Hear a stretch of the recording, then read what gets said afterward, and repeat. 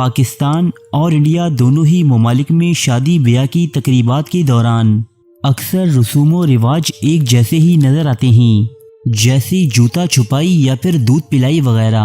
آج ہم ان دونوں معاشروں میں منعقد کی جانے والی ایک ایسی تقریب کے بارے میں آپ کو آگاہی دیں گے جس کی بنیاد ایک انتہائی گھناؤنی اور قدیم ہندوستانی رسم پر رکھی گئی ہے، لیکن اپنی کم علمی اور بھیڑ چال کے سبب نہ صرف ہندو بلکہ اکثر مسلمان بھی بے حیائی اور بد کرداری پر مبنی اس رسم کو ادا کرتے ہیں۔ دوستو، انڈیا اور پاکستان میں بارات اور ولیمے سے فراغت کے بعد لڑکی والوں کی جانب سے ایک تقریب منعقد کی جاتی ہے جسے چوتھی کہتے ہیں۔ اس تقریب میں ایک دعوت کا انتظام کیا جاتا ہے اور لڑکے والے ہنسی خوشی دلہن کو اپنے ساتھ اپنے گھر لے جاتے ہیں۔ یہ رسم ہمارے معاشروں میں انتہائی عام ہے اور اس تقریب کو منعقد نہ کرنا لڑکی والوں کے مالی طور پر کمزور ہونے کی علامت مانا جاتا ہے۔ اس لیے لڑکی والوں کی یہ کوشش ہوتی ہے کہ وہ اپنی بساط کے مطابق لڑکے والوں کے لیے چوتھی کی دعوت کا اہتمام ضرور کریں۔ دوستو، آج ہم آپ کو اس رسم کی اس تلخ حقیقت سے روشناس کروائیں گے کہ آپ مستقبل میں اس رسم کو ادا کرنے سے توبہ کر لیں گے، یا پھر اگر کبھی آپ ماضی میں اس کا حصہ رہے ہیں تو آپ کو اس پر شرمندگی اور احساس ندامت ضرور ہوگا۔ دوستو، جیسا کہ آپ جانتے ہیں کہ ہندوستان کے عوام پچھلے ہزاروں برس سے مختلف ذاتوں اور درجات کے نظام میں جکڑے ہوئے ہیں۔ ان میں سب سے اونچی ذات برہمنوں کا رتبہ حکمرانوں سے بھی بڑھ کر یعنی دیوتاؤں کی مانند ہوتا تھا، تو وہیں شودروں کا درجہ غلاموں سے بھی بدتر یعنی کیڑے مکوڑوں جیسا۔ شودروں کی عورتیں تمام سماج کے لیے ایک جنسی کھلونے سے زیادہ حیثیت نہ رکھتی تھیں۔ ان کا جنسی استحصال کرنے کے لیے برہمنوں نے مذہب کے نام پر نہ جانے کون کون سے سیاہ رسوم و رواج بنا رکھے تھے۔ انہی رسومات میں سے ایک رسم شدھی کرن بھی تھی۔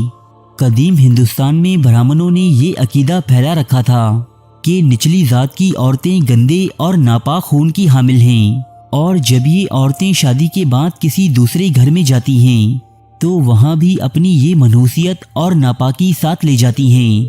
شودروں کو اس آفت سے بچنے کے لیے ضروری ہے کہ وہ شادی سے پہلے اپنی دلہنوں کا شدھی کرن ضرور کروائیں۔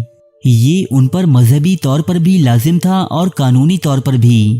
شدھی کرن کی اس رسم کے لیے کسی بھی نچلی ذات کی حامل نو بیاتہ لڑکی کو اپنی شادی کے بعد اور سہاگرات سے قبل 3 راتیں اور 3 دن کسی برہمن کی داسی بن کر گزارنے ضروری تھے، جہاں وہ برہمن اس کا جنسی استحصال کرتا اور اس عمل بد کو شدھی کرن پرتھا کا نام دے کر اس کے خاندان والوں پر احسان بھی جتلاتا۔ دوستو، جب یہ شودر لڑکی اپنی 3 راتیں اور 3 دن برہمن کے حجرے میں گزار لیتی، تب چوتھے دن لڑکے اور لڑکی کے گھر والے ناچتے اور گاتے ہوئے جاتے اور اپنی بیٹی کو برہمن کے گھر سے لے آتے۔ وہ اسے اپنی خوش نصیبی خیال کرتے کہ برہمن نے ان کی ناپاک بیٹی کو کہ جسے چھونا بھی جائز نہ تھا شدھی کرن کے ذریعے پاک کر دیا ہے، اور اب وہ اپنے نئے گھر جانے کے لیے بالکل تیار ہے۔ یوں چوتھی کے روز یہ لوگ خوب خوشیاں مناتے اور دعوت کا اہتمام بھی کرتے۔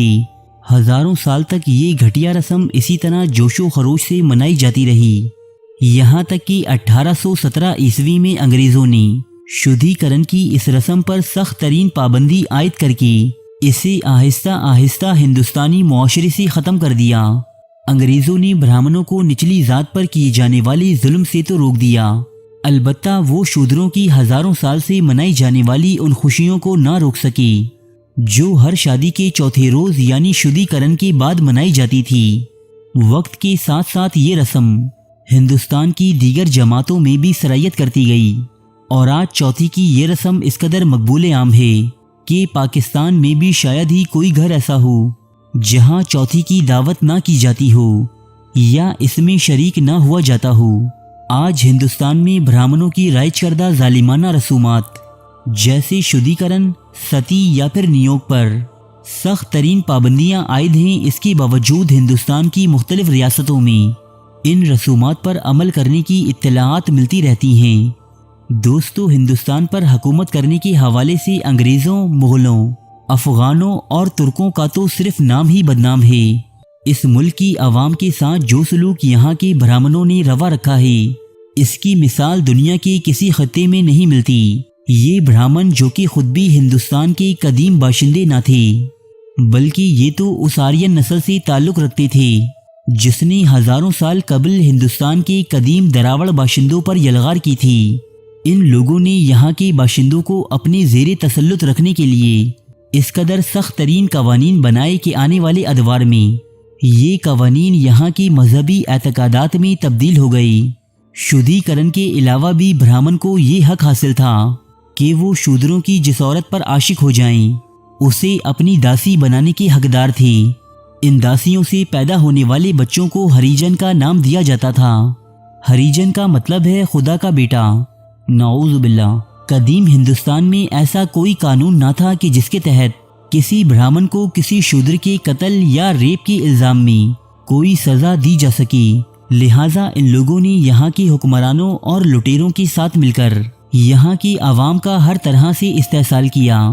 برہمنوں کی سیاہ کرتوتوں اور ان کی جانب سے ڈھائے جانے والے مظالم پر مزید معلومات کے لیے آپ ہماری یہ ویڈیو بھی ملاحظہ کر سکتے ہیں، جس میں برہمنوں کی مکمل تاریخ اور شودروں پر ہونے والے مظالم کی روداد موجود ہے۔